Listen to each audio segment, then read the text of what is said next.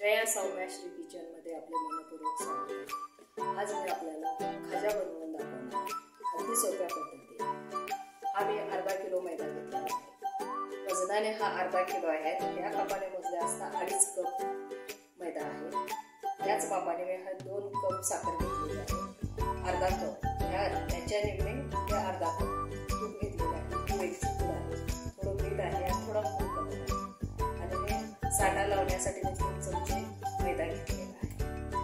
याच्यामध्ये पण मी 3 चमचे दूध घालून याचा साठा तयार करणार आहे आणि हे थोडं चवीसाठी मीठ घेतलेलं आहे। चला तर मग अगोदर आपण पाक बनवूया। 2 कप साखर आहे, त्याच्या निम्मे आपण 1 कप पाणी घालू।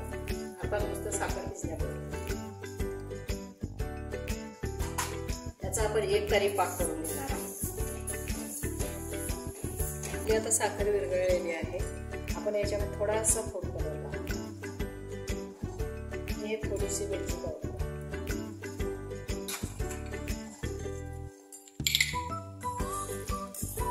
आपल्याला 1 तारी पाक बनवून घ्यायचा आहे।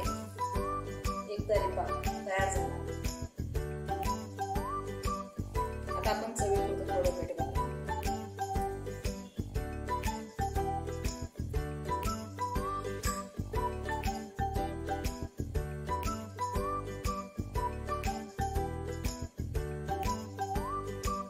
हे अर्धा कप तूप आहे। आपण थोडं थोडं घालून पिठात एकजीव करून पिठाला सगळं तूप चोळून घेऊ।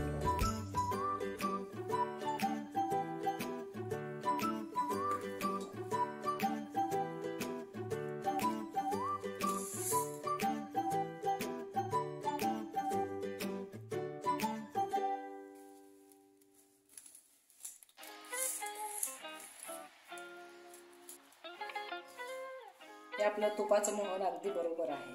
मूठ बांधली असता अशी घट्ट बसली पाहिजे।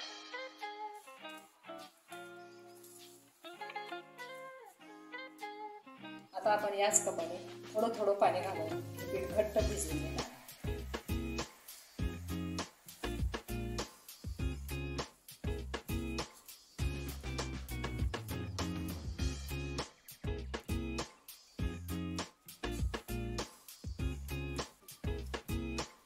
हे आपले पीठ आता मळून झालेले आहे। चपातीच्या पिठापेक्षा थोडंसं घट्ट मळून घ्यायचं। याच्यावरती आपण 5 ते 10 मिनिटं आपण हे झाकून ठेवू। आपण याच्यामध्ये 2 ते 3 चमचे तूप घालून याचं साठा तयार करू।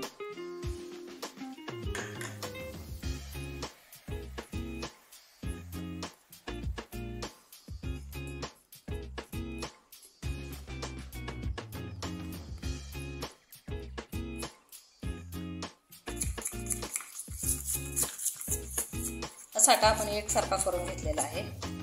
आता आपण पोळ्या लाटायला घेऊ।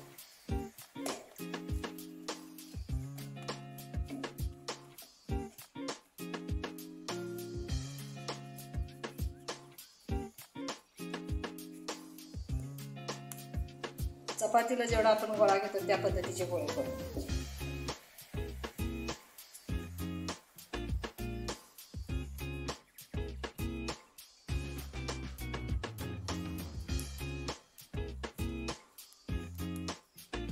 मी 6 गोळे करून घेतले। मी 3 लाटी करणार आहे।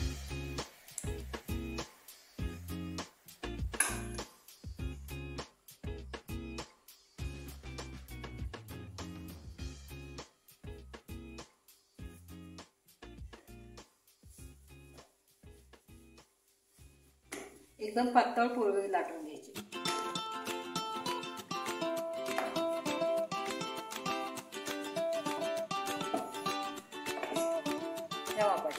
एकदम पातळ मी पारी लाटते।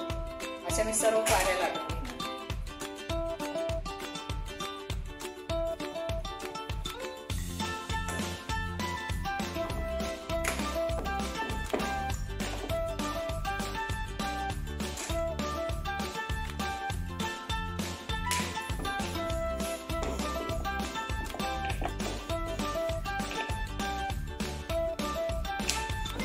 मी आता 6 पोळ्या लाटून घेतलेल्या आहेत। आता आपण याला साठा लावून घेऊ।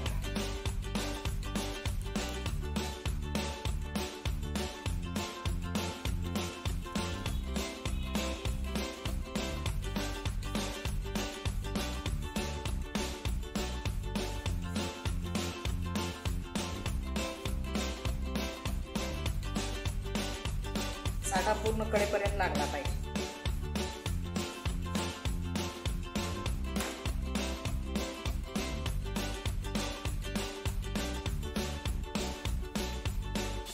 आता आपण याच्यावरती दुसरी पोळी घालू.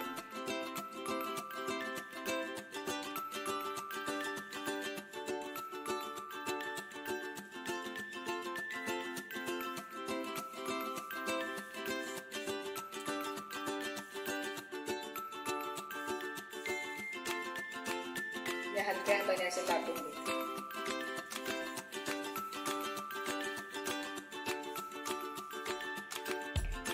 आता आपण याच्यावरची तिसरी पोळी करतो. माझ्या पोळ्या मोठ्या असल्यामुळे मी 3 पोळ्याचाच रोल करणार आहे.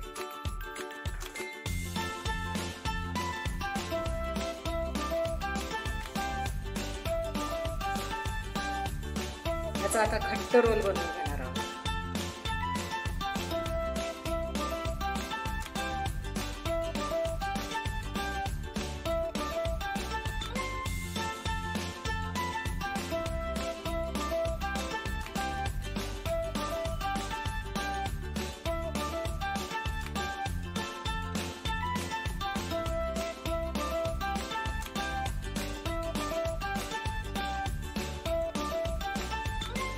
तोंड उडू नये म्हणून आपण थोडंसं पाणी लावून हे तोंड बंद करून घेणार आहोत साईडचं.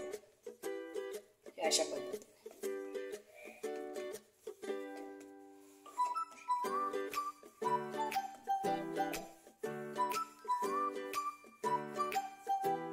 आता हे साईडचं काढून घेऊ.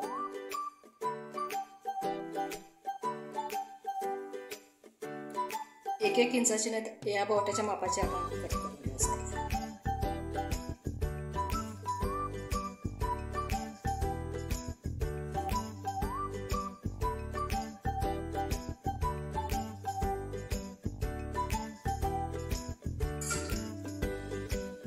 किती छान आहे. आता आपण एक खाज्याला आपण इथं असं या साईडला आणि या साईडला असं हलक्या हाताने इथं असं दाबून घ्यायचं.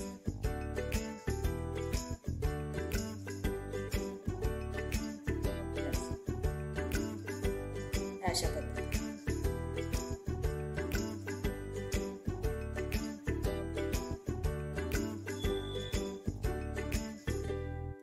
हे सर्व खाज्या मी अशा ह्याच पद्धतीने असं दाबून घेते.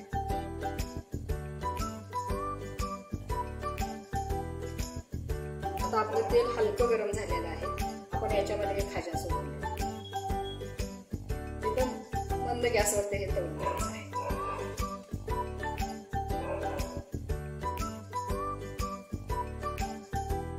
खाज्या तळायला थोडा वेळ लागतो.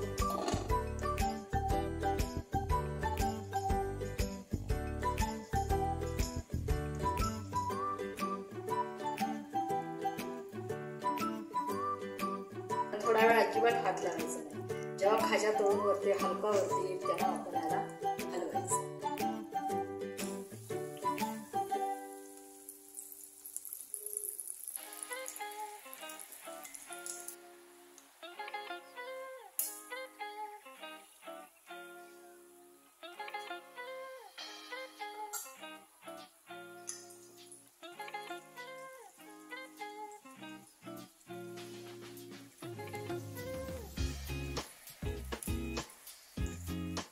आता हा खाज्या आपण पाकातून काढून घेऊ.